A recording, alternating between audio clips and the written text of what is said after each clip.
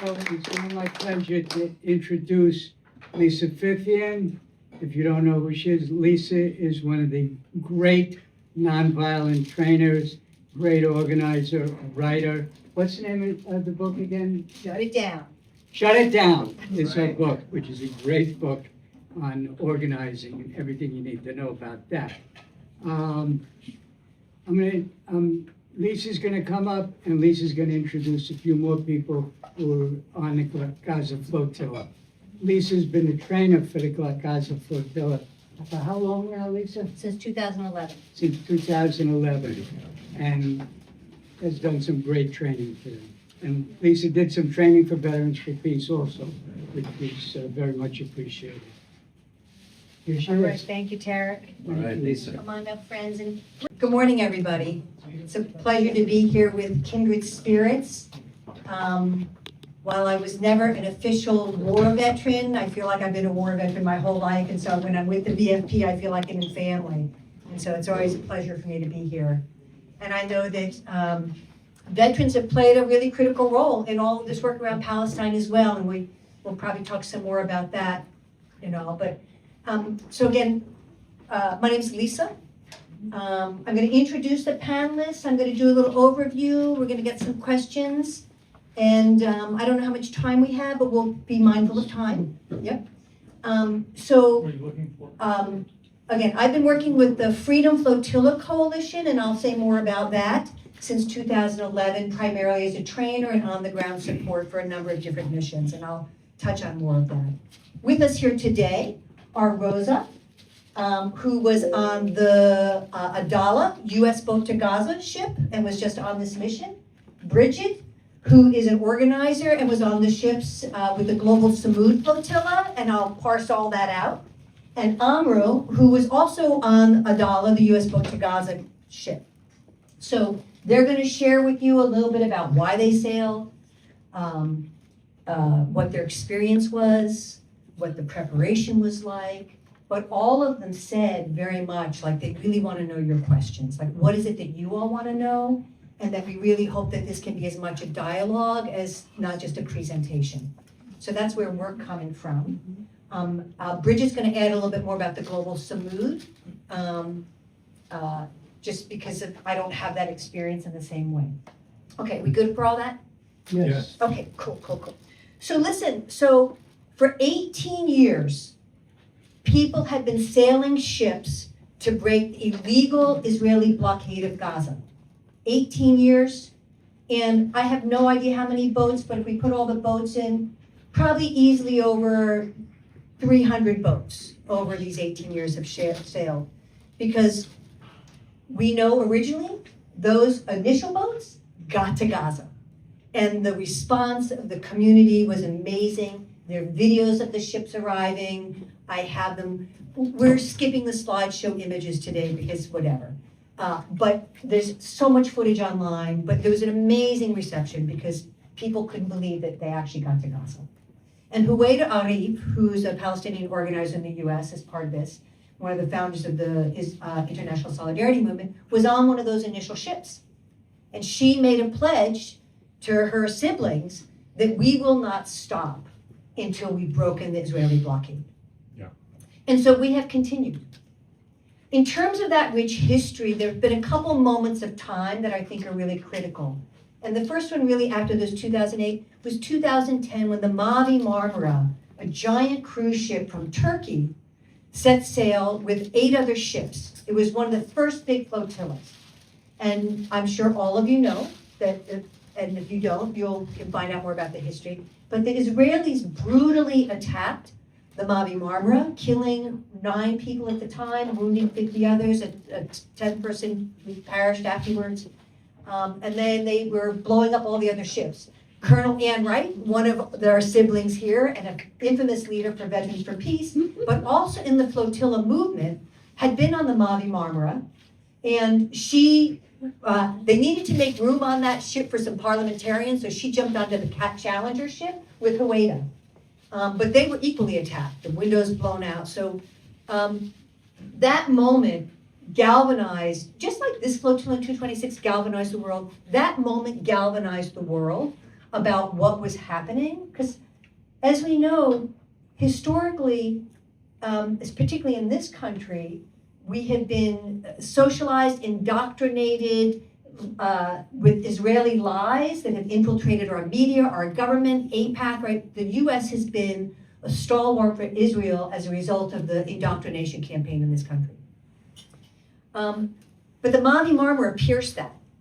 And that's when people in the United States said, you know what? Our government is even more complicit. We need a boat. So the US boat to Gaza sailed as part of a flotilla out of Greece in 2011. And that flotilla was stopped by the US government and the Israeli government, who turned the screws on the Greek government, and they would not let us go. And our boats were sabotaged, the whole thing happened. But that then began really the Freedom Flotilla Coalition that has been sailing all these years. We did a women's boat, we've done a lot of things. All the missions are on the back of my shirt. In 2024 came a whole new wave of organizing where we were trying to do a huge flotilla out of Istanbul, Turkey. 3 large ships. Susan was on that mission. Anybody else here was in Turkey with us? But we were thwarted again, both by the Turkish government, but also the Israelis pressured globally. They pulled the flag on our ship. They thwarted it. And so there was no ships that sailed in 2024. But then in 2025, there were 2 smaller ships, the Handala and the Madeleine. Greta was on the Madeleine. Thiago was on the Madeleine. And that ship and those relationships sort of, again, caught the conscience of the world and inspired 2 new flotilla formations. So in 2025, we had the Freedom Flotilla Coalition, and I should say, just because it's whatever, when we were in Turkey, there were 3 big ships. There was the Akdeniz, which was a 1,000-person cruise liner. It was really a sweet ship. There was the cargo ship, and there was a ship called the Conscience, which was a smaller passenger ferry.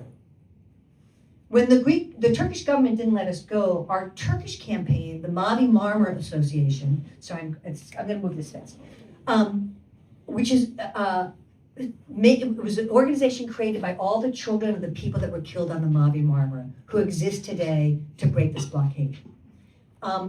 They sat down for 150 days in an occupation outside the port to get the Conscience ship released, which they did. And so in 2025, the Global Samud Flotilla came on the scene and had a huge global wave. Bridget will talk more about Global Samud. Our Turkish partners got the Conscience out and 1,000 Madeleines to Gaza, which was a lot of sort of French and Belgian youth, younger folks. Started the 1,000 Madeleines, got a bunch of sailboats, and 1,000 Madeleines and Freedom Flotilla sailed behind the Global Samud in 2025 on this huge mission. So we now had a very different moment. We are in the 3 years of the genocide. Coming into 2026, we have the war with Iran. We have Israel expanding all of its borders, and we have a very different moment. And so there was a question about, can these flotillas come together and have the most impactful mission ever? And I believe we did. And that story is going to be told by my friends here.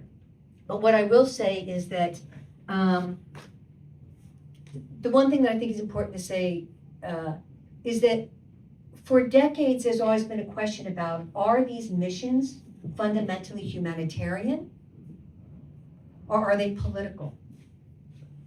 And Hueda, one of our North Stars, has consistently made it clear that these are political missions. And I think it's important to understand that, because really this flotilla really brought it home to me in a whole new way, because we always try and bring aid, because why not? If we get in, we should be bringing what we can. But they're not fundamentally about charity. The Palestinians can care for themselves if they're not under occupation. They don't need charity. They don't need that. We are in a different moment right now, but we sail to break that blockade. And the political blockade, when you make it a political mission, you can never fail. And we didn't fail this time, because there's been a lot of criticism, we'll talk about that as well. But this, we believe, was a huge success, and people want to continue to build up the momentum as we continue to follow up on what happened and the horrors of what happened.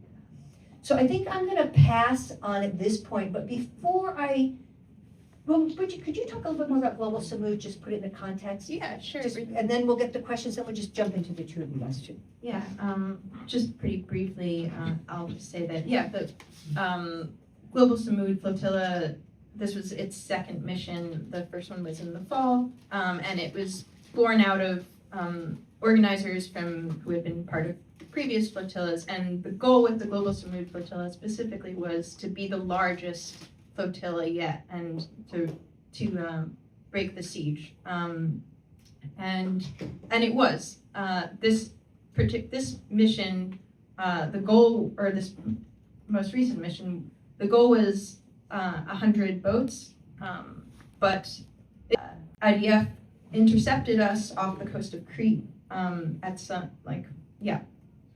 and intercepted 22 of the boats, not all of the fleet. And those boats were then out of commission. And so, that just says to me that, and in fact, this was actually confirmed by Israel themselves, that they intercepted us at that point because they knew, using the methods of interception that they had been using in previous missions, that if they had waited until the point where they normally would have, they would have been overwhelmed by the amount of boats that were that would have been arriving, and some boats would have gotten through. And so that to me says that we would have made it had they not come 650 nautical miles away from occupied Palestine to illegally kidnap us. And it was made up of delegations from all over the world, over 40 countries, and we, Greenpeace and Open Arms, an organization that does sea rescue for people who are crossing the Mediterranean, were also with us as support vessels, and then Freedom Flotilla Coalition as well joined, and then by the end it was just all one flotilla, so there's no real distinction at the end. But anyway, that's all I'll say about all that. So I think what I'd like to do is have Rosa and Amru talk a little bit about motivations, why they did this, then we'll gather questions from you all, and we'll just keep going from there. So do you want to kick us off, Rosa? Yeah, for sure. Hey, thanks for being here, everyone. As Lisa said, my name's Rosa, and I was a participant and a translator on this latest mission. And yeah, I think that it'd be good for Amru and I to sort of discuss our motivations before moving on to questions. And I think for me, there was a litany of motivations. I'm someone who, in their organizing life, has always been an advocate for direct action. And I think that as far as Palestine organizing goes, at this current stage, I see no more direct action than directly confronting the Israeli occupation, the Israeli military, right, the IOF. So that was a grand motivating factor for myself. I think also something that I've been watching happen since last year's so-called ceasefire was put into effect in Gaza. You know, Gaza was falling from the top of the headlines, and that's understandable. You know, there's a war with Iran that threatens to destabilize the global economy. Israel has expanded its genocidal policies to South Lebanon. And although this is all interconnected, I think people saw the ceasefire come into effect last October and stopped talking about what was happening in Gaza. The genocide is still moving, but it's moving silently now. It's not as spectacular as it was maybe a year or two ago. And for me, you know, Amru and I actually did mutual aid work in Egypt a few years ago. That was back when the Rafah border crossing was still open. So we raised a lot of money, we took it there, and it allowed for Palestinians to escape from Gaza into Egypt and establish these temporary lives in Cairo before going back to Palestine when it's liberated. And you know, I think that establishing those friendships, those connections with people in Gaza, you know, we told them about the fact that we were going in the flotilla, and for them it was really huge because it kind of reinforced this fact, or this thought, that people outside of Gaza had not forgotten about what was happening in the Strip, right? And I think that seeing the videos of people, you know, on the shores of Gaza waiting for us to get there was like really huge, you know what I mean?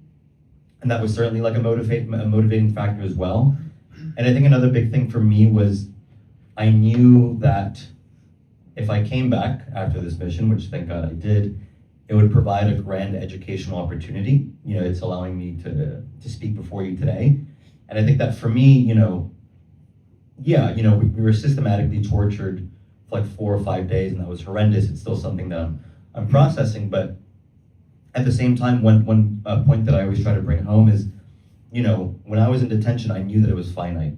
I knew that it would be over at some point. It could be a week, 2 weeks. Thankfully, it was just 4 or 5 days. And I think that it's crucial to discuss the fact that what we went through is but a mere fraction of what the 10,000 Palestinian prisoners currently held in Israeli prisons go through every single day and have been going through since the establishment of the State of Israel, right? And I think that's something that we can never forget. Amr and I, for the most part, the last few years, a lot of our organizing is advocating and educating people about the Palestinian prisoner movement, because it is like a strong movement. It is a North Star when it comes to Palestine organizing. And I think that, being in the middle of the Negev desert at Kitzio prison, which is where we were being held, and they had moved the Palestinian prisoners before we were taken there, but just knowing that there are countless people who have remained steadfast while in these prisons is something that I think kept me through the physical, psychological, and sexual abuse that I faced. So yeah, as far as motivations go, that's why I did what I did, and I'm very proud to have done what I did. Yeah. Hi, my name is Amru. I've been organizing for Palestine for most of my life. Obviously, as an Arab, I'm from Egypt.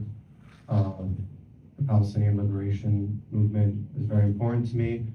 But personally, I grew up going to the mosque in Paterson, New Jersey, which is Little Palestine. I was one of very few non-Palestinians at the mosque. And from a very young age, it was clear to me who the bad guys are, who the enemy is. When I was 9 years old, I had other children at the mosque from Palestine who were disabled, missing limbs, even had bullet wound scars. So yeah, from a young age, it was clear to me it was very black and white. It wasn't as complex or nuanced as people said. And then as I got older, and being a communist, anti-imperialist, and organizing for so long, it was clear that Palestine is the most important place in the world for what it represents, both in the resistance and also it's the place where the contradictions are most heightened. And if there's a war being waged on all of humanity, the front lines of that war are in Gaza, and the resistance are the ones posing the biggest threat to the global ruling class, and fighting armed resistance, of course.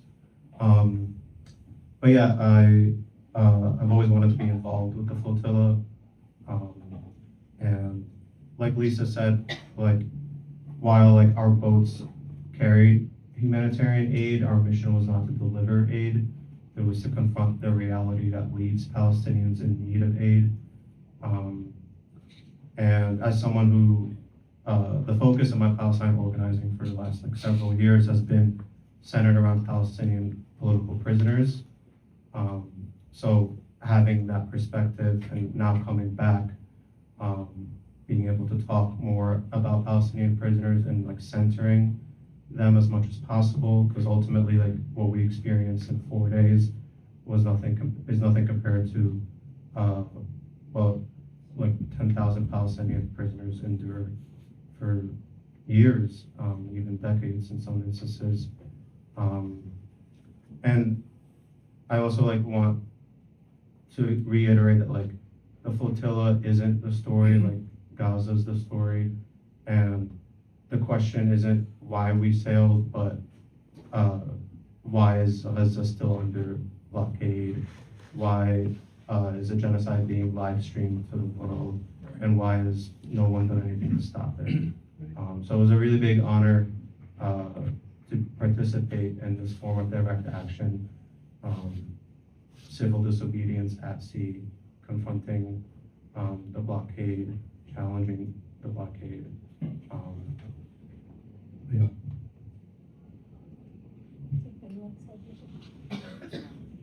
Sure, yeah.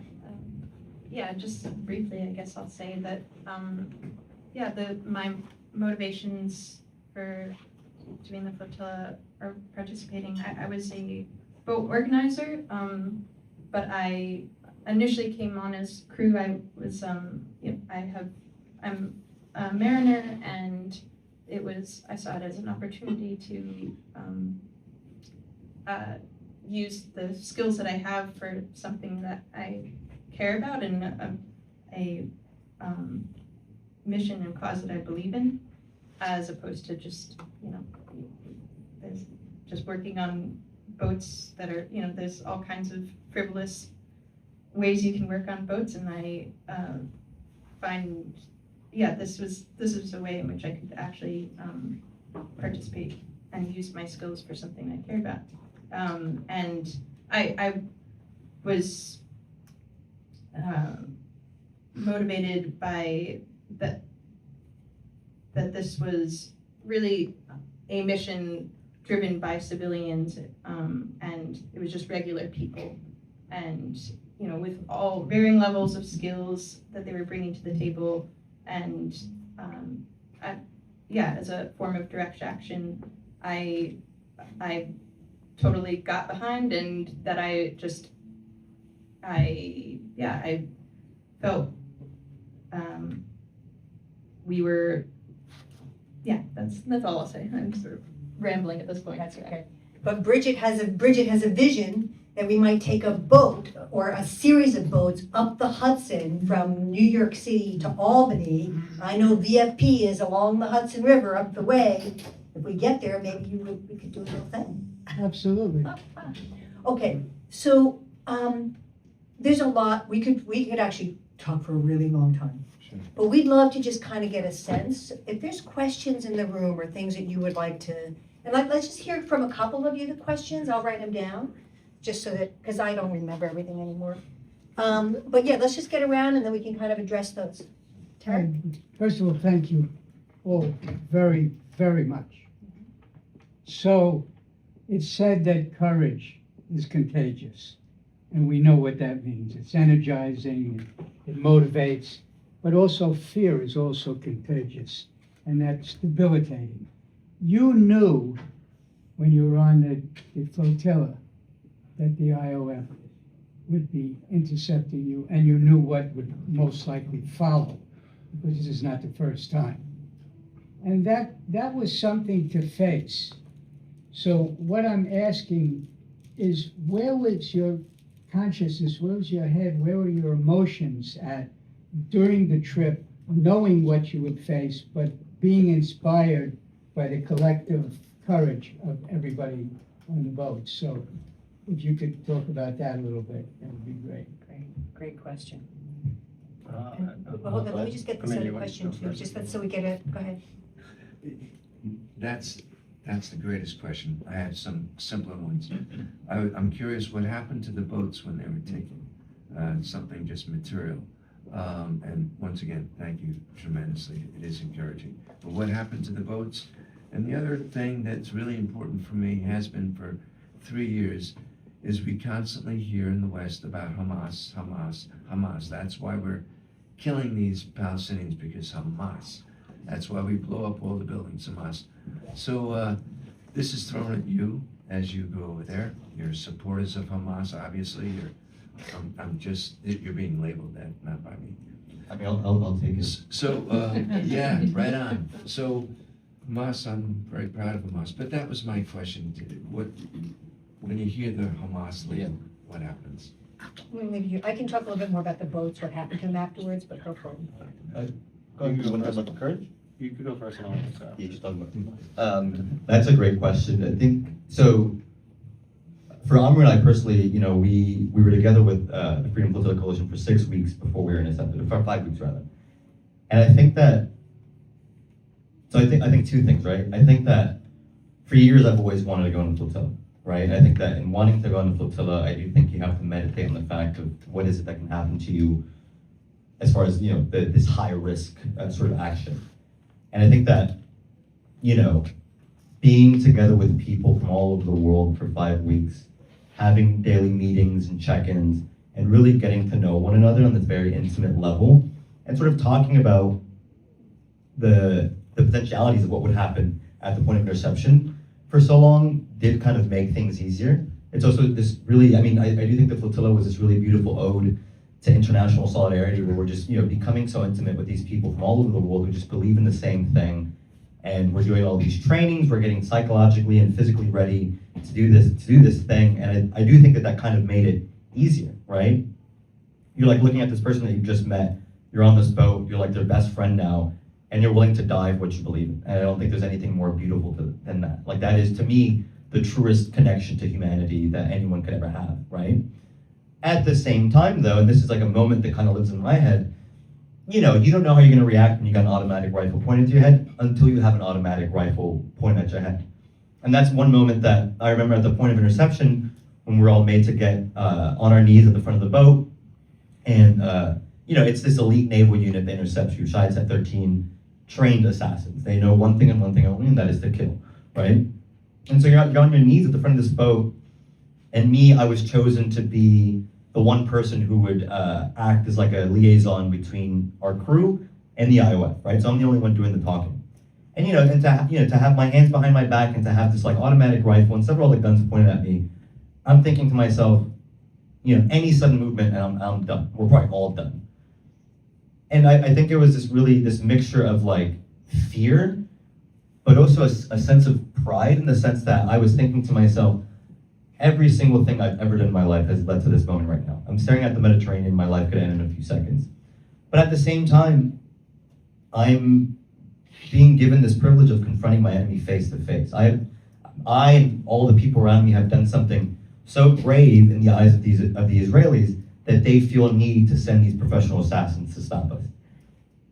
And to me, that gave me like a sense of serenity in a way, and I think that at that moment, I just felt tears rolling down my face. It was fear, it was pride. In some ways, it was call me crazy, like a bit of excitement too. But yeah, I do think that, courage is very contagious. Since I've been back, I've had many people come up to me and be like, hey, you should have told me that you were applying to the flotilla. I want to be on the next one, like, tell me how. And that's fantastic, right? Like, yeah, we sailed, the last leg of our mission was 52 boats, but who's to say it can't be 100 and 150 boats? There's enough people and there's enough desire. We're not special, we're not, exceptional people. We just chose to do this thing, and I feel like there's tens of thousands of people who, given the opportunity, would do the same thing. So yeah, courage is very contagious, and it goes back to the motivation. It's like I knew that this would move people, would galvanize people, would politicize people, and if that's what it takes to do it, then why not? So.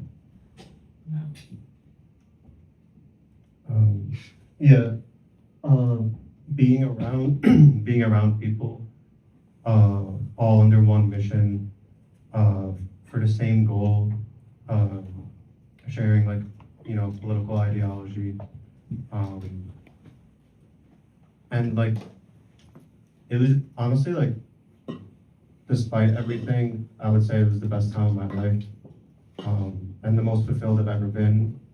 Like politically, spiritually, emotionally, socially, like all the friends and relationships and comrades, getting to know people over like 6 weeks, and then hearing about like people from previous missions and what their experience was like, and that like sort of eased a lot of like what I was feeling, just like, yeah, it feeling more real.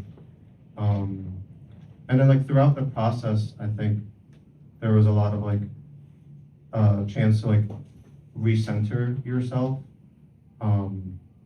almost like a shedding of the ego, making sure that like ultimately my intentions were for Gaza, and not for anything else.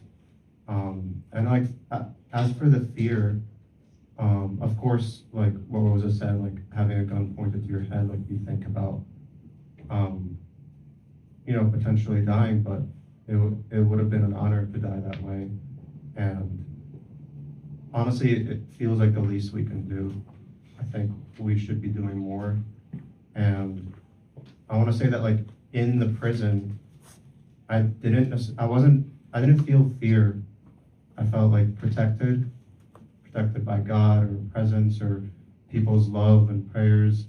But there was fear all around me. I felt that. It just wasn't my own fear. It was their fear. Because you don't, like, systemize torture and, like, construct a concentration camp unless you're threatened. And the Israelis are afraid. And that's what, like, the Palestinians have showed us. That's what the resistance has shown us. Like, the resistance isn't afraid to die. And it's the Israelis who actually have the fear. They're so threatened by the resistance that they're committing a genocide. Like, you don't kill children unless you're afraid, unless you're threatened. And that was my experience in the prison. That's what I felt. I felt that these people are so afraid of us. And that kind of, like, made me feel, like, more powerful, and, like, being all together, being aligned. Yeah, it was a beautiful experience. Wow. Thank you.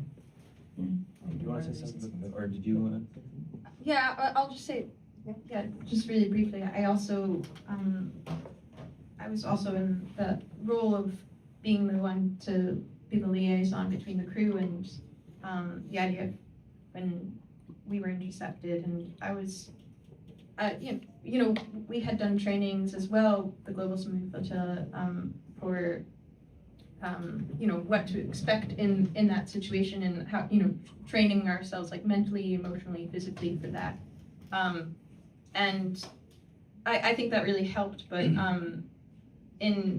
I was actually surprised by when it actually happened, how calm I felt, and and how and I think that really just came from, like Amaru and Rosa were saying, with just the solidarity of the people around me, and knowing that we just the conviction in what we were doing, just gave, it made me not afraid, and that's all I'll say.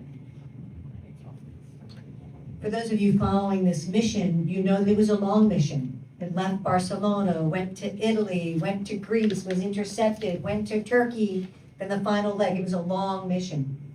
Our language is so important, and I'm going to just invoke Hueda or other people who are saying we have to stop talking about interception and talk about attacks, because they're really attacking civilian boats on international water.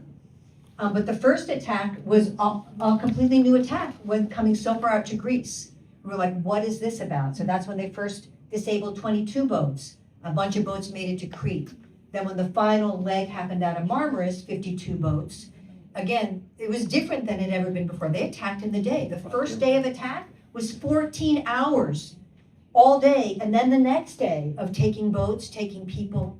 And what they did with the boats, for the most part, is they went in, slashed the sails, dismantled the engines, shot through the hull. So there's been a whole team around the boats since this. So some boats have sunk.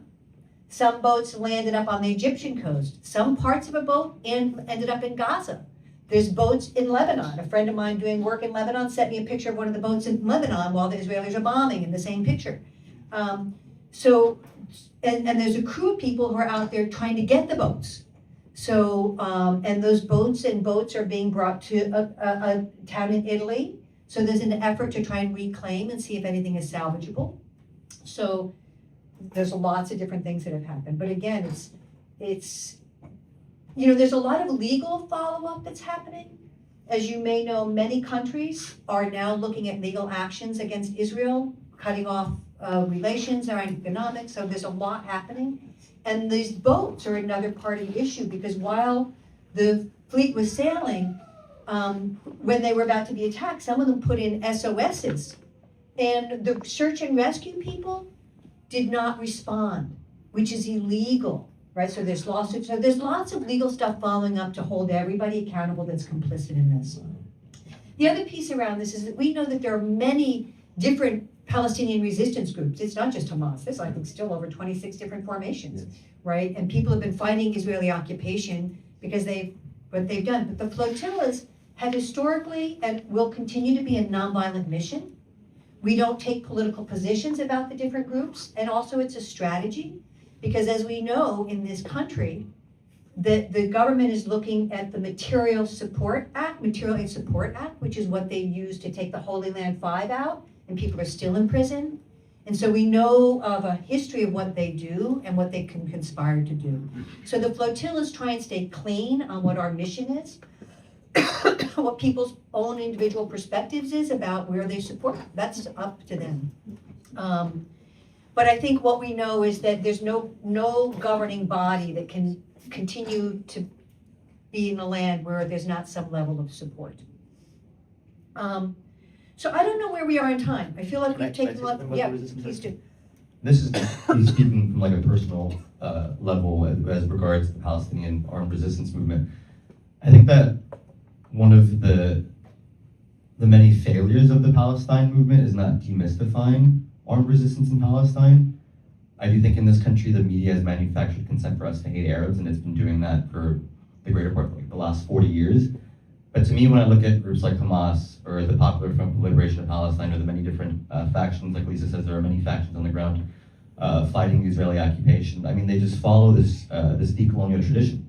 You know, they're not too different from the Algerian National Liberation Front. They're not too different from North Vietnamese. You know, these are people who are putting their lives on the line to fight for their country's liberation. And I think that in the West, we're very obsessed with the fact that there's a genocide going on, but we should also acknowledge that, yes, there is a genocide happening at the same time, because two things can be true at once. This is also a war of national liberation, right? And I think that as far as like organizations in the West, I think that we get really obsessed with the misery of it all. You know, we love to share pictures of dead Palestinians, you know, children that have like lost their limbs and this, that, and the third. And yes, there is something to be said about that, though I do think sharing those images is, to a certain degree, kind of futile. If images could do something, they would have done something years ago. But I think we do well in the Palestine movement in the West to demystify what Hamas is, right? There's always these lies being spread that they committed these grave acts of sexual abuse on October 7th, and you know, the beheaded babies and the rape and all that stuff. But you know, it's like people always say, every Zionist accusation is a confession. You know, the Israelis have they systematically rape Palestinian prisoners, and you know, you could read many a nightmare story as to how Palestinians are sexually abused in these prisons. Every international organization with any modicum of respect in the world has proven that there was no sexual abuse that happened on October 7th. The only thing that happened on October 7th was that the Israeli military was embarrassed by this group of highly disciplined fighters who had been training for years for this, right? And you know, there's also this lie that Israel created Hamas, and you know, October 7th was a false flag. And to me, that's very Orientalist. You know, I think that the Palestinians have and continue to maintain a certain degree of skill, and they can very much fight for themselves, right? So yeah, I think that for me, on a very personal level, I feel very strongly about the Palestinian resistance, and I wish it was something that us here in the West sort of studied and understood better, instead of just like falling victim to the propaganda. And it's not just the armed resistance. There's a long history of nonviolent resistance in Palestine that goes way back, and incredibly creative tactics that have been utilized over decades. But again, what I thought you were going to say is that the military occupation is continuing, friends. The genocide is the icing on the cake, but as long as there's military occupation, Palestine cannot be free. And the Palestinians have a right to defend their sovereignty, a right to return, and a right to defend their family and loved ones. So we're in a very difficult position of a lot of unknowing, but I think the genocide has been a period of time where the world is finally waking up. People in the US is finally waking up. The tide is turning. But as we know, things can turn back. We're watching it before our eyes. And Palestine and fascism are intricately linked. And so the fight for Palestine liberation is connected to the fight for freedom against fascism in this country as well. They're directly related. And people may know that there's a whole new military, I wish I knew more about this, to link Israeli military and US military yeah. into a combined unit. Next Right. week, Next, is the vote. okay, so we have a lot of work to do in this country. And I don't know where we are in time, and maybe I should be doing more questions, or maybe we're closing. I don't It's just they haven't always been connected, but now it's gonna be like. Yeah. Yeah. Even more. I mean, they have, like in Georgia, there's a school, the Israelis have been training our police for decades. Yeah. But let me, are there any other outstanding questions in the room? Go ahead, Susan. We know that Arab countries, Muslim countries are deeply complicit in the genocide. Almost all of them. Governments, not the people. And it is so atrocious that we see Saudi Arabia, UAE, first and foremost, Turkey, all of the Egypt, Jordan, it goes on and on and on, almost without exception. Being the first to sign up with the Board of Peace and all of this. And so, to me, maybe a proof is in the pudding. Like, are there any Muslim or Arab countries that actually flagged flotilla boats? Just Turkey. Turkish boats? Yeah, no, those Arab nations in the Middle East. Then, but there are other Muslim nations like Turkey, Pakistan, Bangladesh, Indonesia that are showing up and did put boats in and put bodies in. So there were a lot of Muslim countries that did support it, but not the Arab nations right in that region.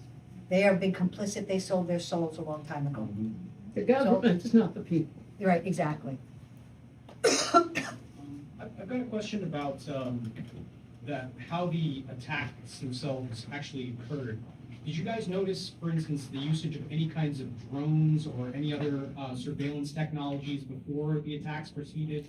And I have no right to ask this, but did you guys notice, as you were being captured, interrogated, and so forth, if they used any kind of biometric devices to scan you? If you could talk about any of that. I can at least speak to the drone part. Yeah, every night we were on drone watch, and there was heavy drone surveillance drones pretty much the entire time, like as soon as we left the port almost. And on this mission there weren't actual drone attacks, but on the previous missions there were.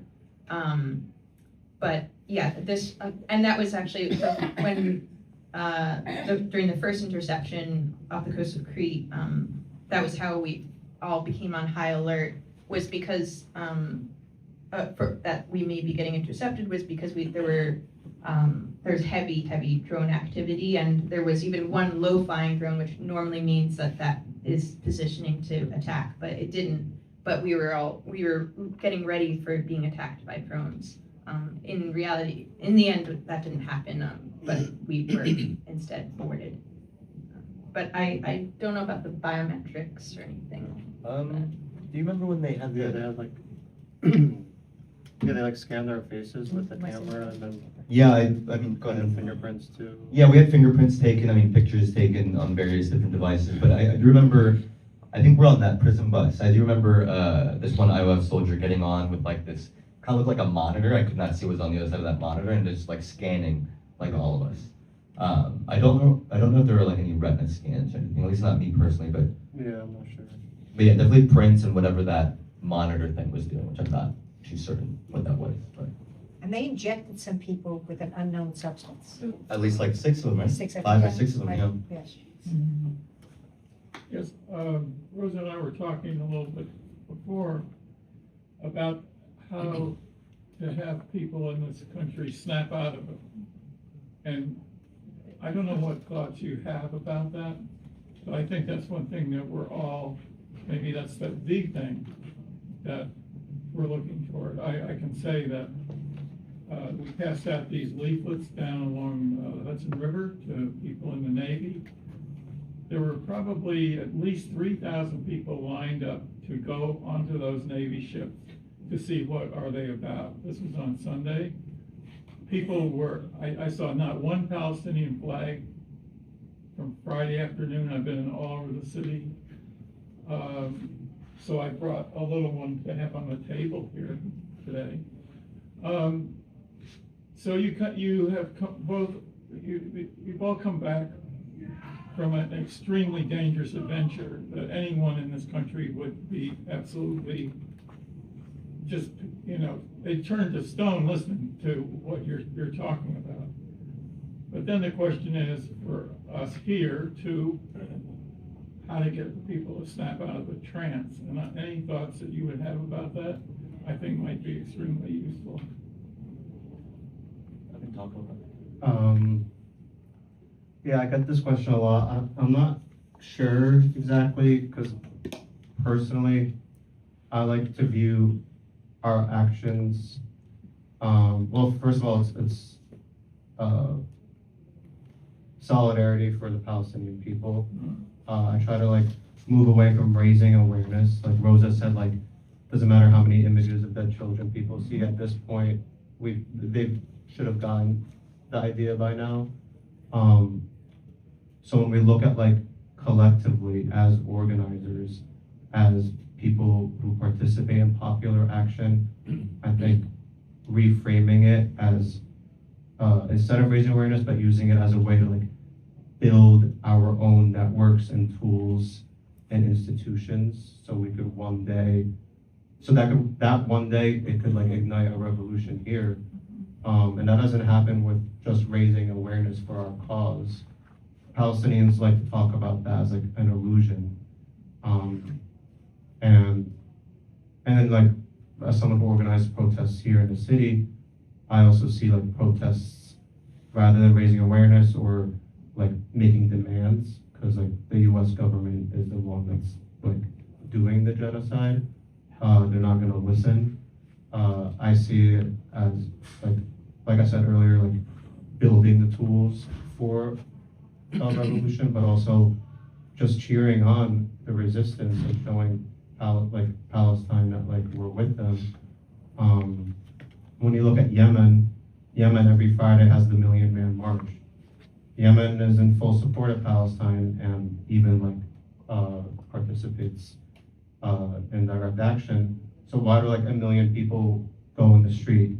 It's not to protest, it's to show their support, show the Palestinians that they're not alone, and to cheer on the resistance, to celebrate the victories that are taking place.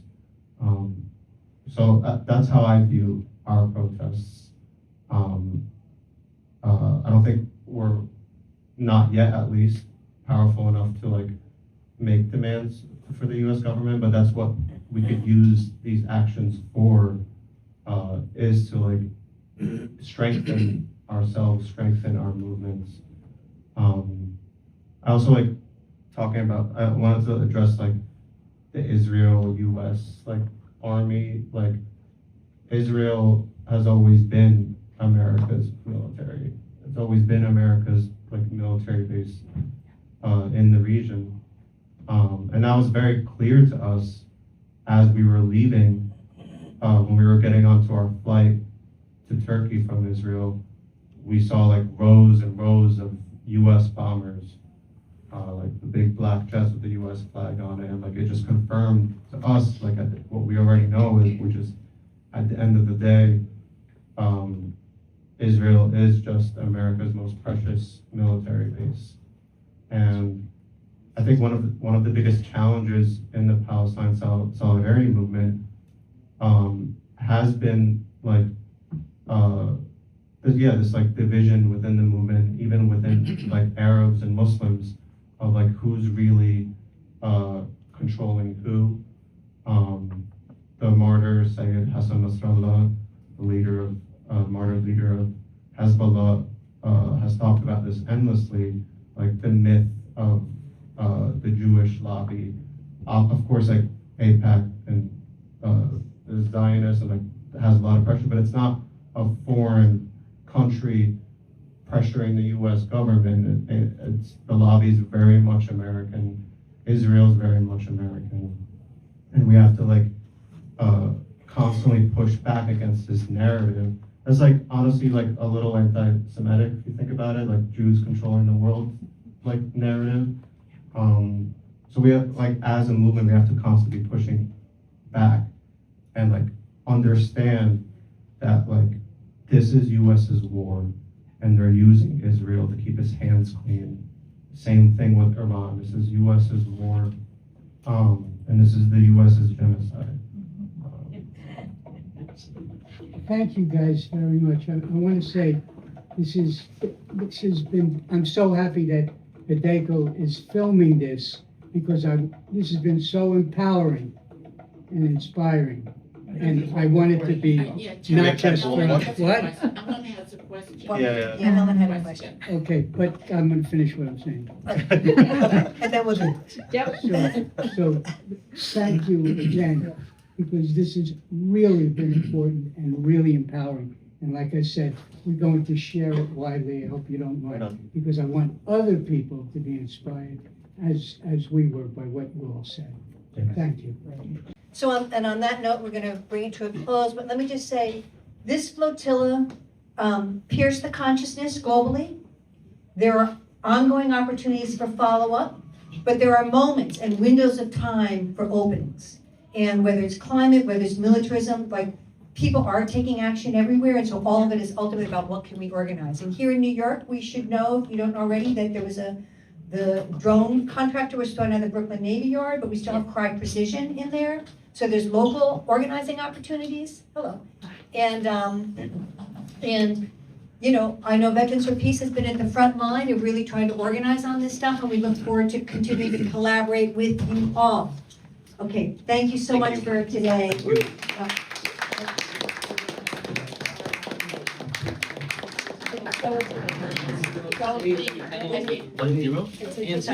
Who are from that era, and really important for all of us to understand where the enemy is that we have been dealing with for years.